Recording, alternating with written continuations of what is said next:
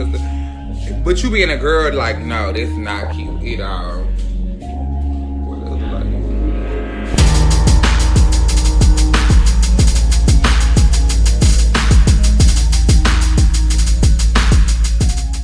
It was called hate-based, shocking, and brutal.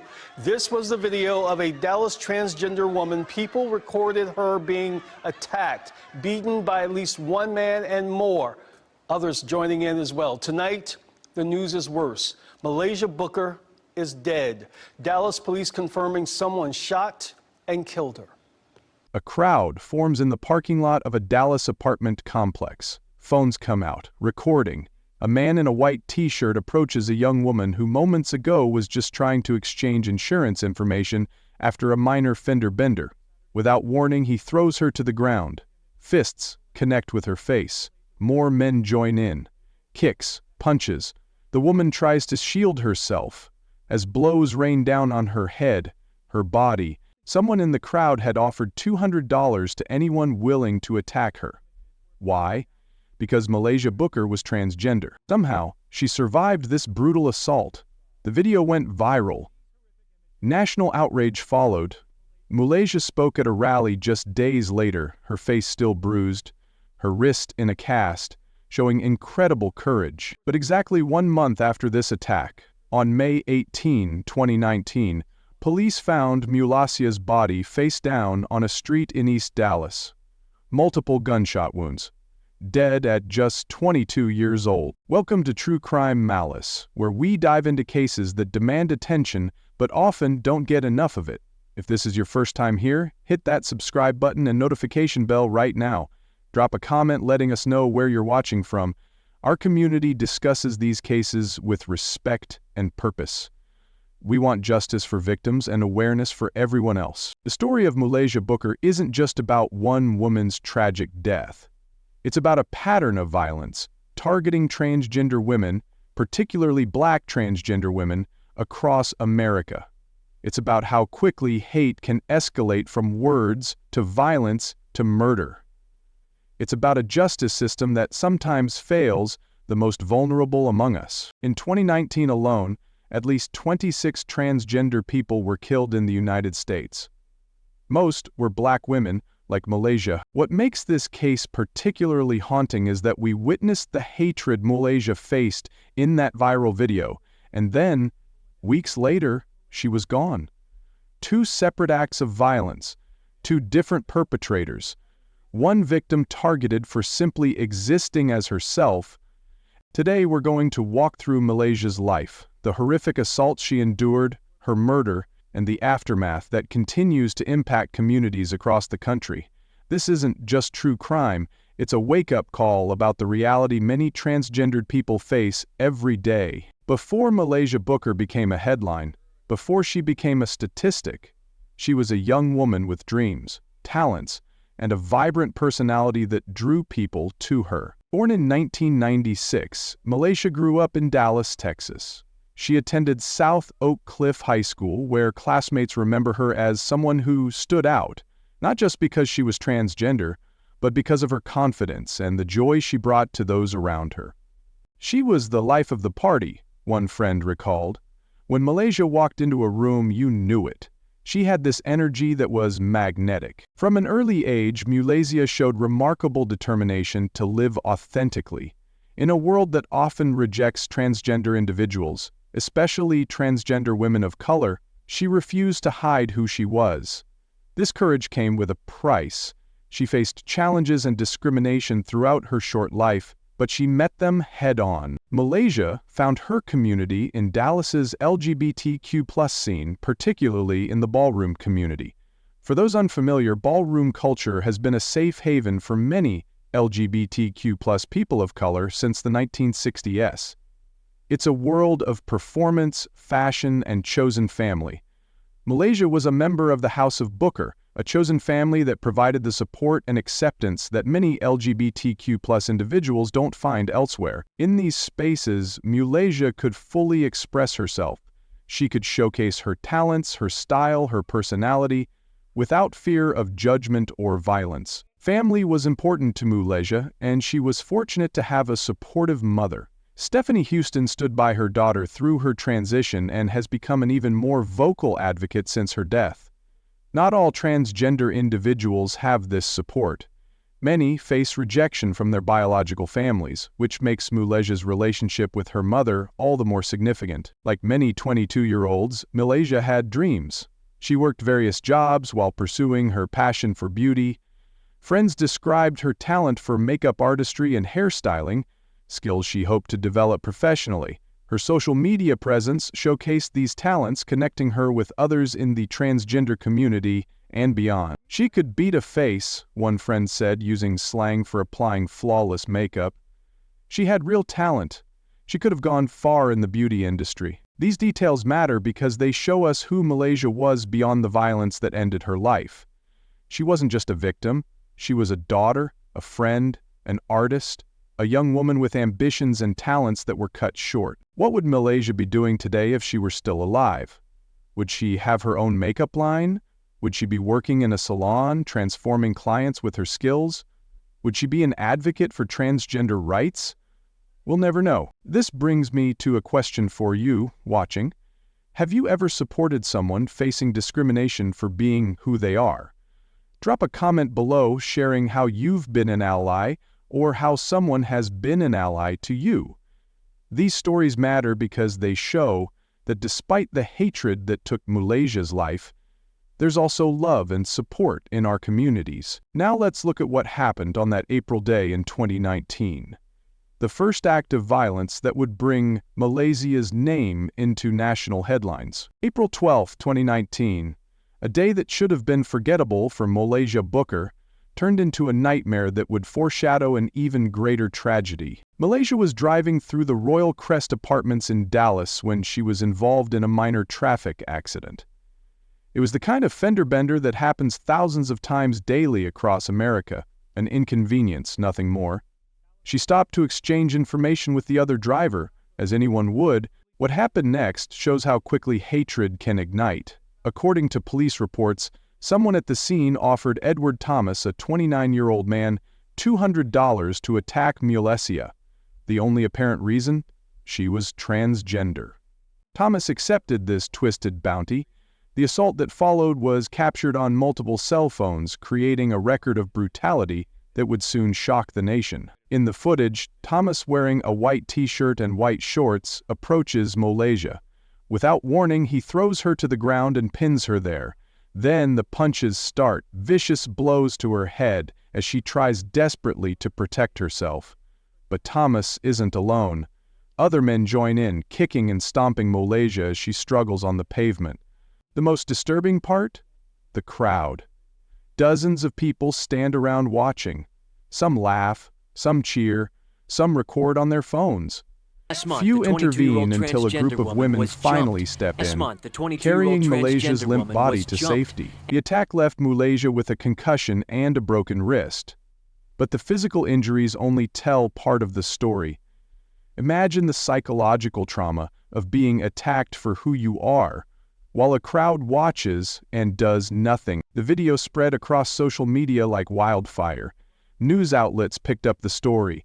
Outrage followed, not just from LGBTQ+ advocates, but from anyone with a conscience who saw the footage. Dallas police arrested Edward Thomas 2 days later, charging him with aggravated assault with a deadly weapon. The weapon, in this case, was his hands. Despite the clear bias motivation, Thomas wasn't charged with a hate crime.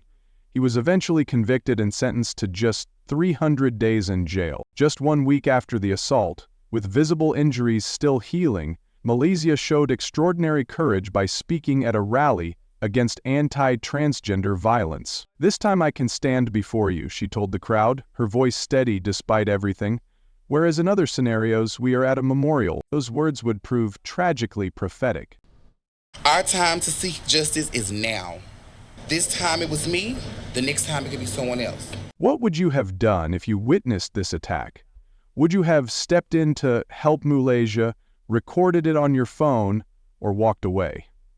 Think about it, then drop your thoughts in the comments below. It's easy to judge those bystanders, but honest reflection helps us prepare to act when we see injustice happening. Just 1 month after surviving a brutal assault that made national headlines, Muhlaysia Booker's life was cut short forever. On the morning of May 18, 2019, a passerby made a grim discovery on Valley Glen Drive in East Dallas. A woman lying face down in the street. Police arrived to find Muhlaysia Booker dead from multiple gunshot wounds. The 22-year-old who had spoken so powerfully about violence against transgender women just weeks earlier had become another victim of that very violence. Initially, investigators had few leads. No witnesses came forward. No surveillance footage captured the murder.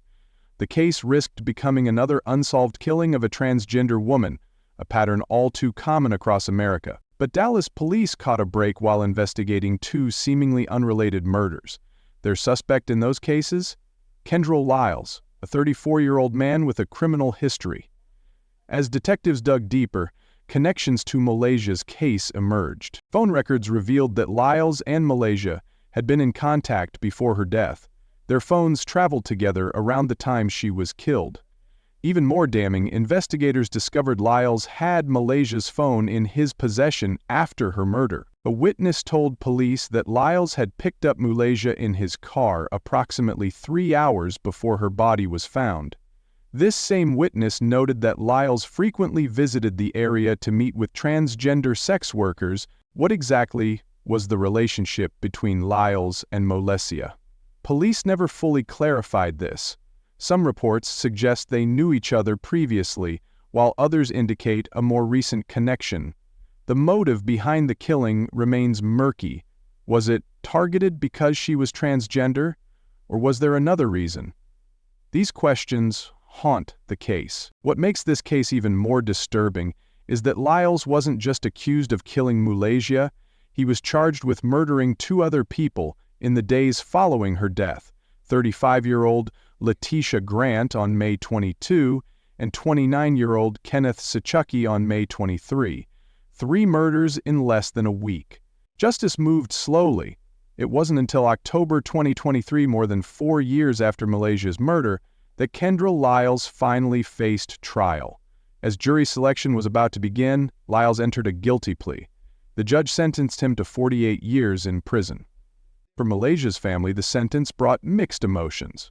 Her mother, Stephanie Houston, released a statement saying, "No amount of time can bring Muhlaysia back, and although we wish the sentence was capital punishment, our family can finally have some sense of closure knowing that justice was served, and he can't cause any more families hurt and pain." Her father, Pierre Booker, expressed similar sentiments.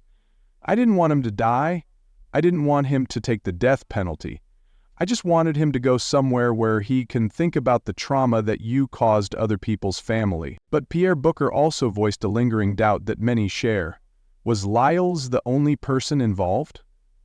"The only thing I really want to know is what was my child's last words before y'all committed y'all's act," he said, using the plural y'all that suggests he believes others were present. What was my child's last words before y'all committed y'all's act? Did they beg for their mama? Did they beg for me? Was 48 years enough for taking the life of a young woman with so much potential? Was justice truly served when it took over 4 years to reach a conviction? And most importantly, did investigators get the full story, or are their accomplices still walking free? These questions remain unanswered. But Muhlaysia Booker's murder wasn't an isolated incident. It was part of a disturbing pattern that continues today, a pattern of violence disproportionately targeting transgender women of color. The numbers tell a grim story. In 2019, the year Muhlaysia was killed, at least 26 transgender or gender nonconforming people were murdered in the United States. The majority were Black transgender women like Muhlaysia.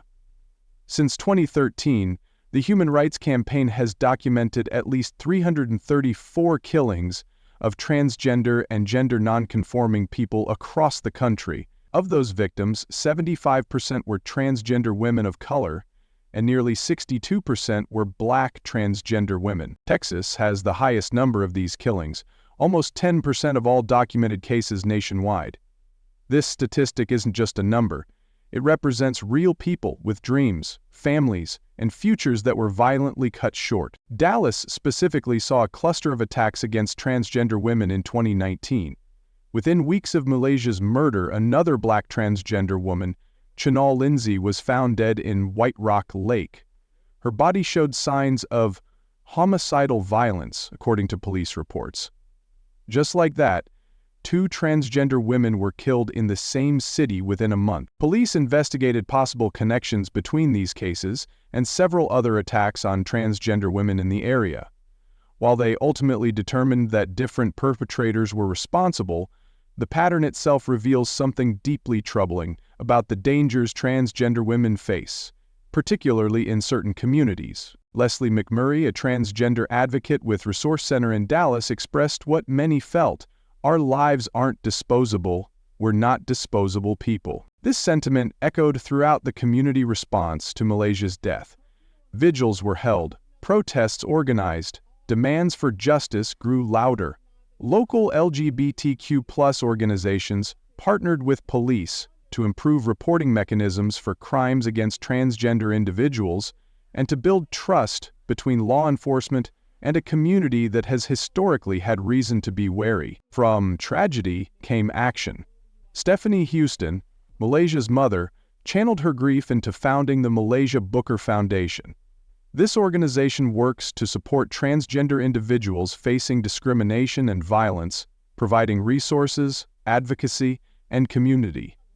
It aims to ensure that Muhlaysha's death wasn't in vain, that it serves as a catalyst for change. "It breaks my heart that Muhlaysha will forever be young because her life was taken away from her," McMurray said. "She didn't get an opportunity to live those hopes and dreams." The Foundation's work highlights a crucial point. Preventing these tragedies requires more than just prosecuting perpetrators after the fact. It demands addressing the root causes of violence against transgender people: discrimination, lack of understanding, economic marginalization, and systemic barriers to healthcare, housing, and employment. Corey Cooper, Director of Community Engagement for the Human Rights Campaign's Transgender Justice Initiative, put it plainly: "This is just one of hundreds of cases that we've reported on over the years, and those are just the cases that we know about." That last point is critical.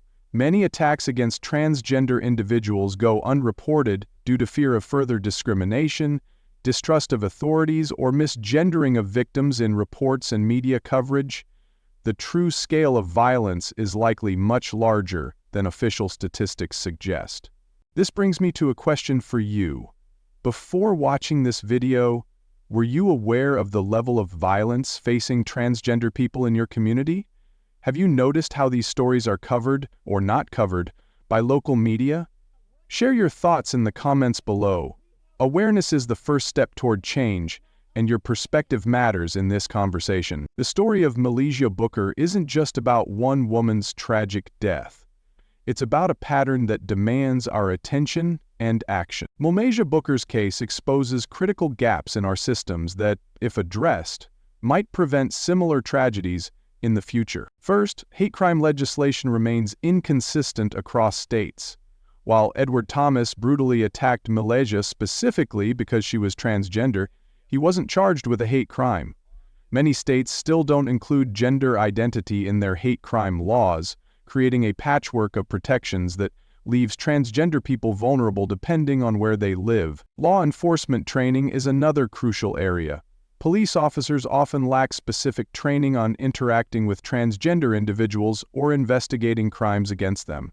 This can lead to misgendering victims, missing hate-based motives, or failing to build trust with communities that could provide vital information. Community support systems make a life or math difference. Transgender individuals facing rejection from family or discrimination in employment often experience homelessness and economic vulnerability, putting them at higher risk for violence.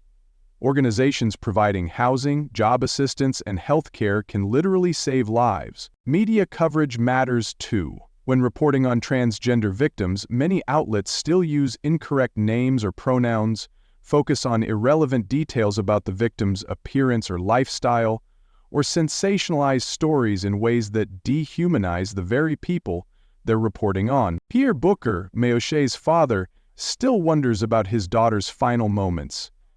"The only thing I really want to know is what was my child's last words before y'all committed y'all's act," he said.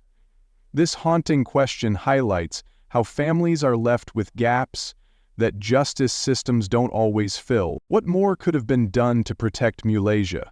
Earlier intervention after her first assault might have included temporary housing or security. Better community reporting systems might have identified threats. More comprehensive support following the traumatic April attack might have kept her safer. These aren't abstract policy discussions, they're practical steps that could save lives like Muhlaysia's in the future. Muhlaysia Booker lived for just 22 years, but her impact continues to ripple through Dallas and beyond. Her story, both the horror of what happened to her and the courage she showed in its aftermath, has become a rallying point for those fighting violence against transgender people. Ahmad Gorey, board president for the Muhlaysia Booker Foundation, spoke after Lyle's sentencing. "We hope this sentence sends a message that trans lives matter, and those who decide to do this community harm will face justice." This foundation, born from tragedy, now works to prevent similar stories by supporting transgender individuals facing discrimination and violence. The Dallas transgender community has used Muhlaysia's case to push for concrete changes in how law enforcement handles crimes against transgender people. These efforts have led to improved reporting mechanisms and better relationships between police and LGBTQ+ organizations. Perhaps most powerfully, Muhlaysia's own words at that rally after her assault continue to resonate. "This time, I can stand before you," whereas in other scenarios, we are at a memorial. Though she couldn't have known it, she was articulating exactly what makes her story so heartbreaking. The brief window between violence and death that offered a glimpse of her strength before it was extinguished. Muhlaysia Booker was more than a victim. She was a daughter, a friend, a talented young woman with dreams. She was someone who refused to hide who she was, even in the face of hatred. That courage deserves to be remembered. If this story moved you, please like this video and share it to raise awareness. Drop a comment with your thoughts on what we can all do to prevent such tragedies in our communities. Your voice matters in this conversation.